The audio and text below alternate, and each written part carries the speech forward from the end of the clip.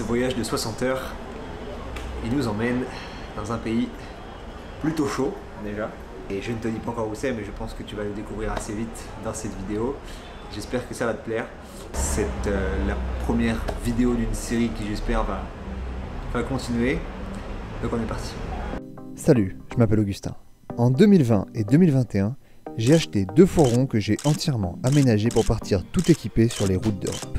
Après avoir voyagé pendant un an et avoir parcouru plus de 40 000 km pour faire de la photo, de la montagne et du parapente, j'ai laissé le mode de vie en van pour passer au mode de vie en sac à dos.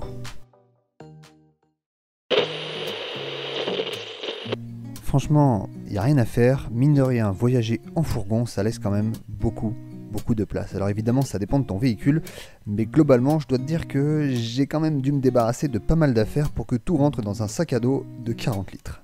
Bon, par contre, évidemment, le gros point positif, c'est que c'est quand même beaucoup plus rapide à faire, et une fois que tout est fait, eh ben la maison est prête. Et c'est le grand départ. Voilà maintenant 2 ans et demi que je n'avais pas voyagé en avion, et je t'avoue que j'étais vraiment tout content à l'idée de repartir loin. Même si j'adore la vie en van, le voyage en sac à dos, ça permet vraiment de sortir encore plus de sa zone de confort, d'être minimaliste et de partir vraiment avec le minimum d'affaires. La première escale du voyage, c'est Madrid. Bon, je t'avoue que ça a été assez rapide puisque j'ai passé en réalité que 10 heures, le temps de passer la nuit dans une auberge et le lendemain matin c'était reparti.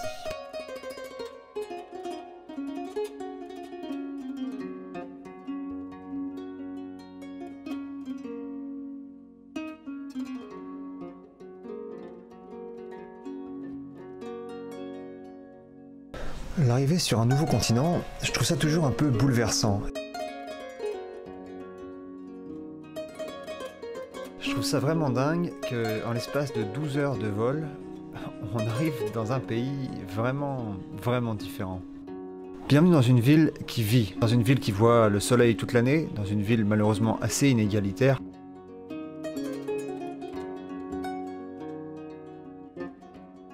Mais dans une ville qui a vraiment le sourire. Dans ce pays, tu peux aller dans ce qu'on appelle les puestitos de calle, dans lesquels tu peux acheter des fruits qui sont frais, qui sont bons. Vale. Yo quiero uno. ¿Gustas que le ponga algo? Gracias. Que tengas buen día. Gracias, igualmente, chao. Cette ville, peut-être que tu l'auras reconnue, c'est la ville de Mexico. 24 heures d'escale serait définitivement trop court pour te montrer toutes les facettes de cette ville qui sont multiples. En général, les gens dansent le soir dans la rue sur de la musique improvisée. Et les levées de soleil sont plutôt sympas.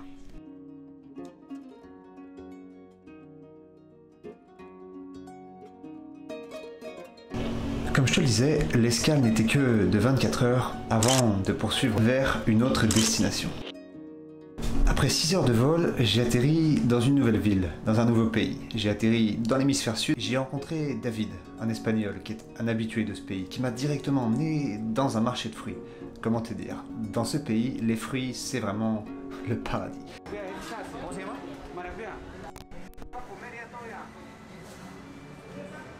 Il m'a emmené au marché de Surquillo, où j'ai rencontré Ethel. ¿Cómo te llamas? Aiden. ¿Cómo? Aiden. Eder. Famoso, ¿eh? Dime algo. ¿Qué quieres decir? ¿Quieres cantar algo? Hola, ¿cómo estás? Dile, conversale. Hola, ¿cómo estás? ¿Quieres cantar algo? No sé cantar. Ah, vale.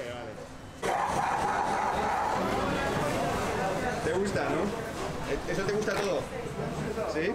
¿Qué te gusta más? Me gusta el pescado y el ceviche. Y la raza de Guadalupe. Alors tu me diras, évidemment, Etienne, il est bien mignon. Malheureusement, derrière ça, ça révèle effectivement un des gros problèmes de ce pays, le travail des enfants. Comme je te le disais, dans ce marché plein de vie, tu y trouveras des fruits de toutes sortes. D'ailleurs, ce pays est tellement le paradis du fruit que sur ce propre continent, chaque pays a en général ses propres fruits. Mais ce pays en particulier dans lequel je suis a justement la possibilité de produire tous les fruits qui existent sur le continent. ¿Cómo se llama esa? Jaimito. Jaimito.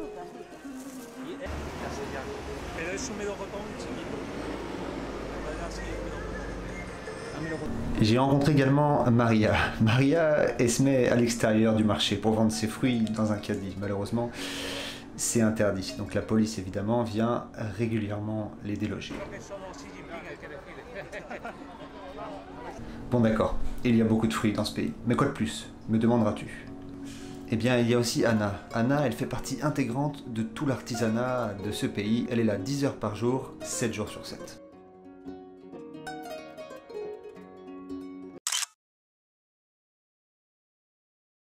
Alors cette ville pleine de couleurs, peut-être que tu l'auras déjà reconnue, c'est Lima. Bienvenue au Pérou.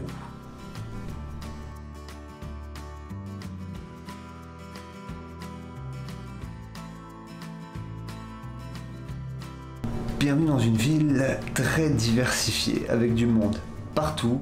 Bienvenue dans la 5e plus grande ville d'Amérique latine, dans la plus grande ville du Pérou qui compte en tout 12 millions d'habitants. Je peux te dire que ça fait du monde. Dans cette ville, il y a des bus partout. T'en verras 1, 2, 3, 4 par minute, sans aucun problème.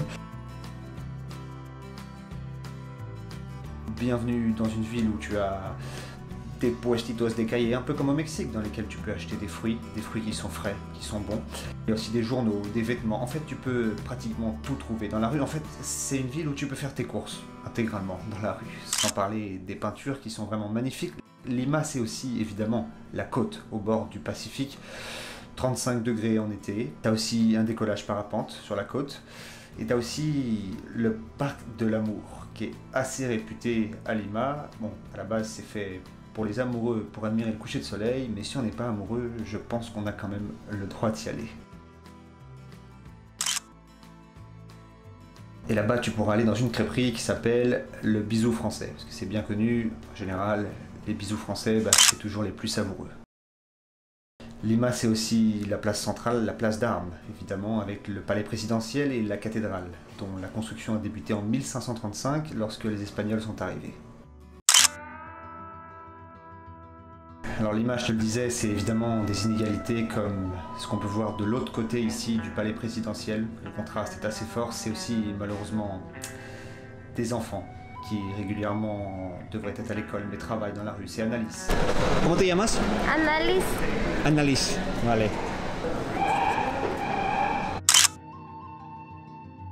C'est Miguel aussi qui vend toutes sortes de petites choses, également 10 heures par jour. Mucho sol, ¿no? Mucho jarabe. Lima, c'est aussi, comme je te le disais, beaucoup d'artisanat coloré. Comme ici, avec Sonia, Patricia, Marie-Josée. ¿Tú cómo te llamas?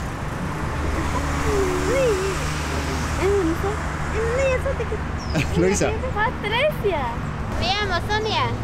Sonia, vale, vale. ¿Y tú qué estás haciendo? Flores Una también, flor. ¿no? Vale, vale. Mi hermanita. Ah, vale, vale. Sí. Y entonces pasan todo el día aquí haciendo eso, ¿no? Sí.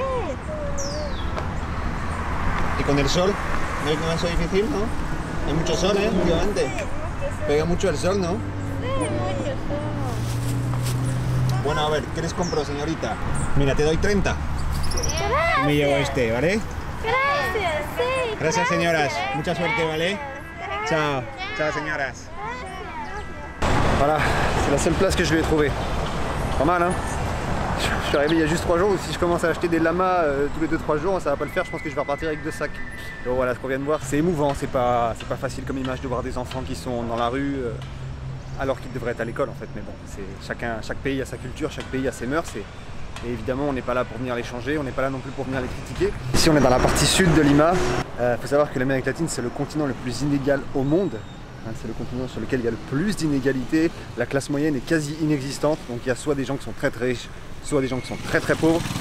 Et là on est clairement donc dans un des quartiers de Lima où les gens sont privilégiés.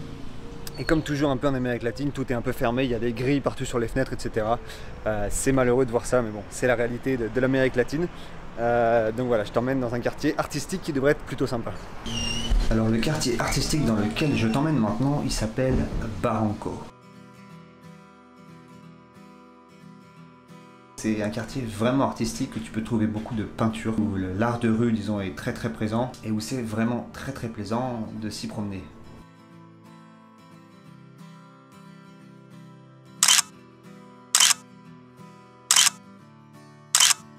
À Barranco, tu peux trouver Mauricio. Lui, il s'occupe de vendre ses peintures qui représentent la culture andine et plus globalement le Pérou.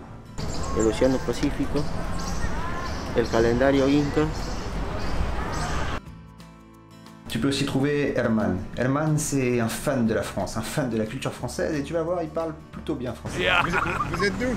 Je suis de Pérou. Vous parlez bien français? Je parle très bien, puisque je suis sociologue, et comme vous comprenez, si vous êtes sociologue et ne parlez pas le français, quel dommage. Viva les Québécois libres! Les Québécois. Le Québec libre. Yeah. C'est bien, mais les Québécois ne parlent pas le français, les Québécois parlent les Québécois. Merci beaucoup de votre compliment. Je pouvais pratiquer aujourd'hui les langues del bon effet, de la santé, La langue de Molière. de l'amour, Ah, de l'amour. de Voltaire, de Montesquieu, De Montesquieu, de exactement. Rousseau. Exactement. Vive la démocratie!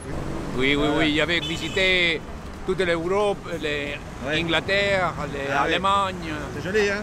Bien joli, bien joli. Et les femmes, c'est le mieux, c'est le mieux. Ouais, c'est... Et enfin, à Barranco, tu peux aussi trouver Guillermo. Guillermo, il passe plusieurs heures par jour ici à chanter pour le plaisir, à chanter pour donner une bonne ambiance à ce quartier vraiment agréable du sud de Lima.